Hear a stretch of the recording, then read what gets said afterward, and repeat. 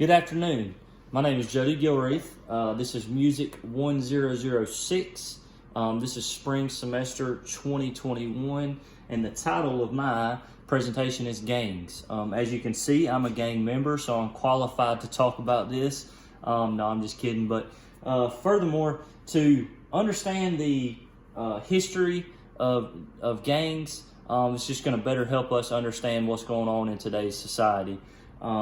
The history of gangs needs to be understood, which will then lend us to understanding of the seriousness of them and how they're incorporated in our today's society, and how it's plaguing our youth. Now, traditionally, gangs have existed since the early 19th century, and they were essentially traditionally associated with violence. Now, guess what? They're still associated with violence. They're more deadly. They're even more lawless, more sophisticated, and believe it or not, more uncontrollable and more powerful than they had been before. With that said, through my research, Walter Miller seemed to best describe the definition of a gang to me. And I'm going to read that directly off my paper so I don't get it wrong. Walter Miller best described a gang as a group of recurrently associating individuals with identifiable leadership and internal organization, identifying with or claiming control over territory in the community and engaging either individually or collectively in violent or illegal behavior. Now, with that said, who joins these gangs? Through my research, most I found are lower class economically individuals, youth that are kind of upset with where they're at in life and in the community. There are also youth that come from single parent homes, whether that be because their parents are at work or what. It's also youth looking for protection in their neighborhoods, protection at school, malls, anywhere in the community. And it's some that are looking for easy money. And when I say that, easy money is in robbing or selling drugs. And then also we can have youth starting as early as the age of 8, due to their brothers or sisters being there. They'll just grandfather them right on in. What numbers are we dealing with? Well, we're dealing with about 600,000 gang members. As of 1997, that increased to 850,000 with around 30,000 gangs. That was as of 2012, and those numbers have only increased. Now, the primary concern used to be with large cities. Now it's spread out to smaller communities. It's in our rural areas, and it's even around here at Middle Georgia.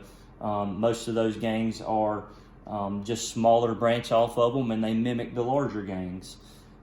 With that said, the total gang numbers by race, we have around 35% African American. We have around 46% Hispanic. We have around 12% white, and then around 7% makes up our other races. Today, the media plays a lot in the normalization of gang activity, the normalization of the bad morals, and it plagues our youth because they see it and it's normal, and it's all over their phones, it's all over their TVs, and it's even in video games such as Grand Theft Auto.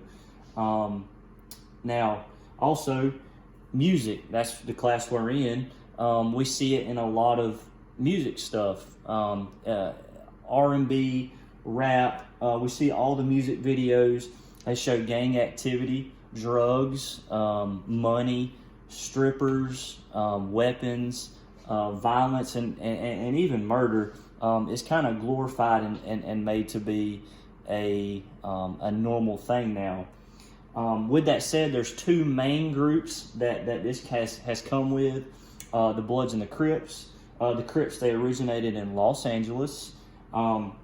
They traditionally identify with the color blue, and they have right around 50,000 members. Now, I have taken some pictures right here and cropped them over. This is a blue bandana. That's a couple of graffiti signs and what some of them may look like. Their counterpart are the Bloods. Bloods are traditionally red in color, as opposed to blue.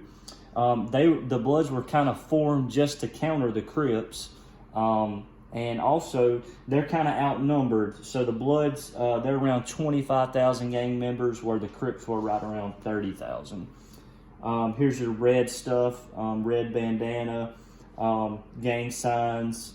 That's some of what you would see if you were around them. With that said, and in conclusion, there's really not just one way to become a gang member. There's not just one race. It's not just one route that these kids can take, but better understanding of how it happens, how the gangs work, better understanding of what these gangs want, and who they go after can stop it. And we need to stop the socialization and the normalization of gangs and that kind of immoral behavior in these videos, in these video games, and all over our televisions. Thank you.